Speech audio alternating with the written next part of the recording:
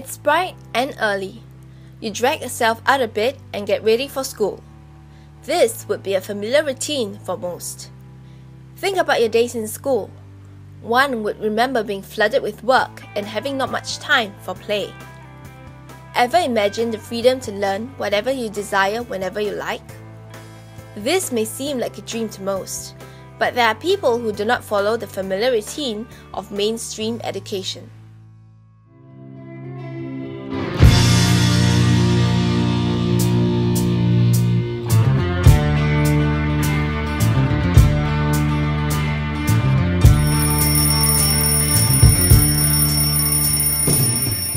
Singapore may have the reputation of a leading education hub, but the system is not without its flaws.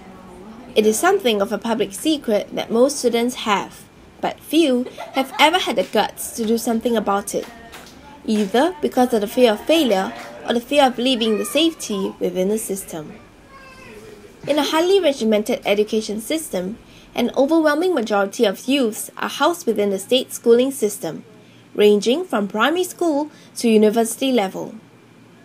According to the Department of Statistics, there were about 700,000 students enrolled in government-aided schools in 2009. According to those in homeschooling, the meaning of education moves away from being examination-centric to an education focusing on holistic teaching and learning. We differ from the public school system in that as a homeschool parent, you are looking at the child's whole child education, and which doesn't terminate at the end of an exam or something like that. It's up to adulthood, because parents want their children to be able to thrive as adults, to lead happy and normal lives, and have a fulfilling adult life. That's what my job as a parent educator is, as a homeschool parent. So what is education to you? To me, I think education is a process of growth. It's not about what you study, because I frankly believe that whatever you study, it's not that you don't use it in your working life, but it can be rather unrelated to your working life. But to me, it's more a cultivation of skills. It's more like a process of growth, about, people say, discovery about yourself, but I really think that's quite true. Like, I mean, in education, it brings out a lot of aspects about you that you think that you may not have known before, or you are clearer of now. And yeah, that's why to me, education is more than what you study, it's how you study. To me, education should be a process of learning that doesn't stop after you get your diploma or your degree. And I think that in some aspects, the Singapore education system is preparing students for their life ahead, but in some ways it is not doing so as well. As an educator in the public school system, Dr. Goh shares that the curriculum teaches academic content well. However, given its generic model and the rigid approaches to their own education, rote memorization is enforced in schools at the expense of creativity. Gain an education, or to be an educated person, means you understand what is going on around you, and the knowledge that you have. And I think it should be a broad-based kind of education rather than specialized too early at the very beginning. So what do you think of the public education system in Singapore? The public education system in Singapore is very efficient. It goes for training people. I think the focus is because it's too much on getting a grade, on getting a certificate as the endorsement of the capability and talent of a child, of anyone here. Whereas there are many aspects of a person's development that cannot be measured by a certificate. And if the education system is to measure that, then there are children who are going to fall below what is expected of them. But they may have special talents. They may be able to do things very much so in other fields that are not tested in the schools, and therefore you find that they seem to be not successful, they seem to be stupid because they are not interested in maths, for example, and then they fail that. But actually they are much better to be very creative in their own way, to build things with their hands and to do all kinds of things. So I think in a way, the public education in Singapore is a mass education, and as such I believe that they are doing very well in educating our people to be prepared for the economy. In contrast, we find that Singaporeans today are becoming increasingly knowledgeable about and aware of the other academic options available, and are able to select for themselves a more self-determined and autonomous education. Public education system, generally the teachers are bound by the fact that they have to cover the syllabus. Actually, in that way, they sometimes do prevent a bit of divergence. They don't want the divergence to come in, because then it slows down that process, and they are not completing the assignments and things that they need to cover. Okay, I'm asking somebody who's only been on one side of the fence. So this, I guess from like my friends, I've only heard the bad. Not that I cannot see the good, but I think now the landscape of Singapore has changed a lot. So I think as of now, people are still not able to like explore their interests. Yeah, so they in that way they are hampered from actually growing and actually like finding out who they are supposed to be. So advantages, if you want to say advantages, I love the freedom that we have. I could not be shackled to the system. I mean, like after 14 years of homeschooling, so about 14 years, my eldest is 14. But we have so much freedom of our time. We have so much freedom of what we want to pursue. We're not shackled by what the school is doing. The CA test coming Tuesdays. There's a or something, and then you forever have to just keep up with the system. So for us, we don't have that, and like we can just call a school holiday when it's a birthday. Oh, it's Isaiah's birthday, let's go out, or whenever there's a need. 2 years ago, my husband's father passed away, and it was at like maybe 10 a.m. in the morning. And only my kids were there at his bedside, at his deathbed, because it was kind of hard to call the other grandkids out of school. Despite doubts by others, homeschoolers believe they're equivalent and as well-rounded as those who take the mainstream school route. I think homeschooling is quite interesting, but I'm not too sure if it loses out on the kind of like a bit of a social element. It doesn't interact with other school children, stuff like that. Yeah, but I think said, of course, the education in home environment will also be more conducive in a way, but you can have it more personalized, more tailored to the individual child's needs. So yeah, I guess there are both pros and cons, but I'm more concerned about the social interaction aspect, I guess. Yeah. Personally, I'm not a fan of it. I don't think it is the best way to teach a child. Yeah.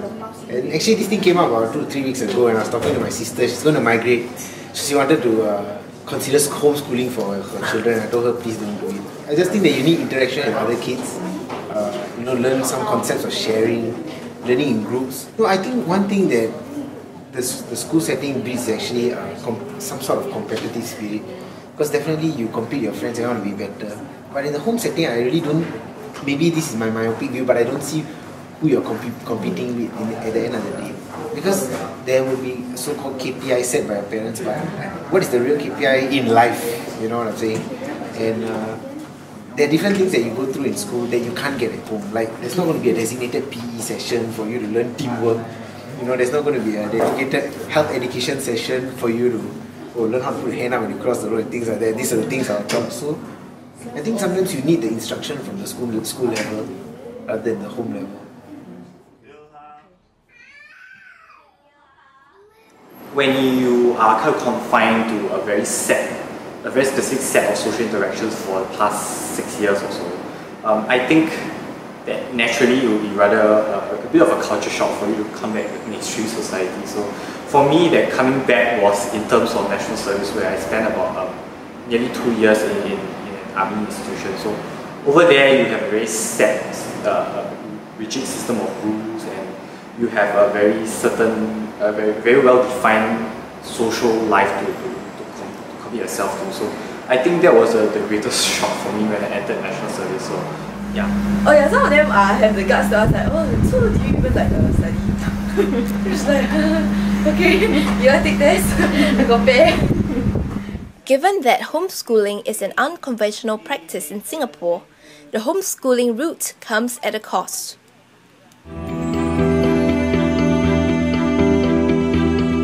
In terms of financial cost, I would say it's about 3,000 to 4,000 Sing dollars every year to bring. Because what we do is there's an actual high school in the US where actual lessons are conducted, the actual books are printed. So these lessons and books are created in the US and videotaped, and then packaged into one complete shipment and sent to anywhere in the world. So the target market is basically Americans who are based overseas, like in the military or in business or even for missionary work. So the costs there, I would say, are quite high in terms of a lump sum upfront cost. But that's just the financial aspect of it. For the time and other intangible resources aspect, I think is much greater, because if you want to conduct a viable system like that for your kids, you would require at least one parent to stay home full time and to be completely involved in the day-to-day running of the program. So for example, we have quizzes, small informal, like 5-question tests that are administered from time to time. So you require your mom or someone at home to administer those. And for my situation, my mom stayed at home, she quit her job, and she runs the program for me and my sisters.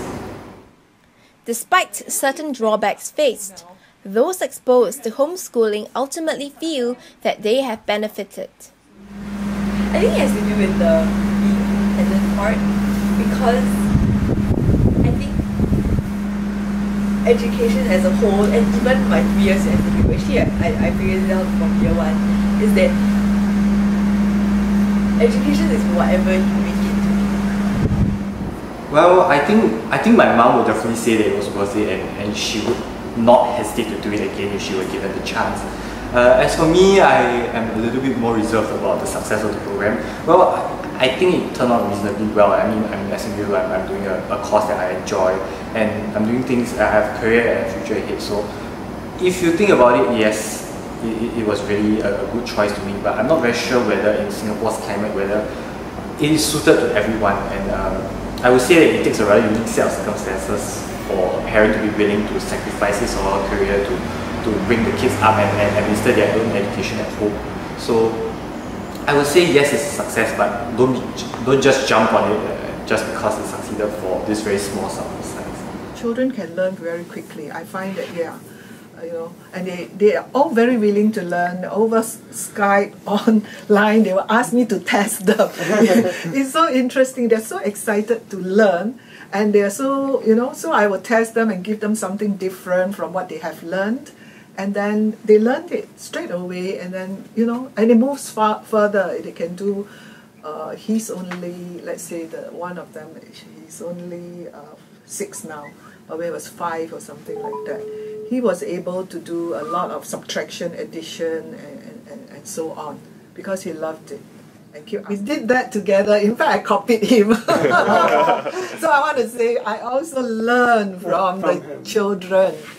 And we can learn from them because they come to us with so much depth of thinking in a different way. Their thinking is sometimes so exciting.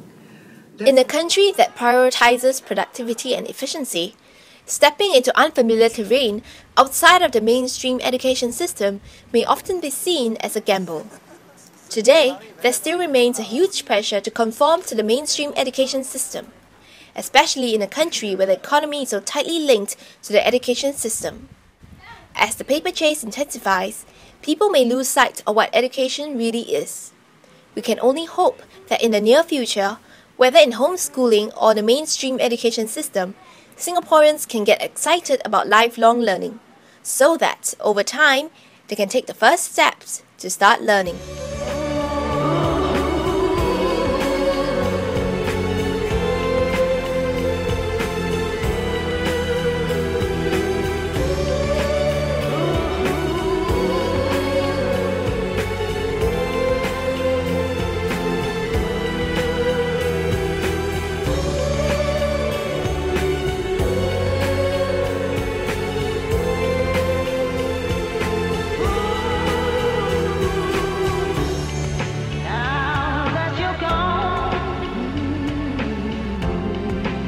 the dawn.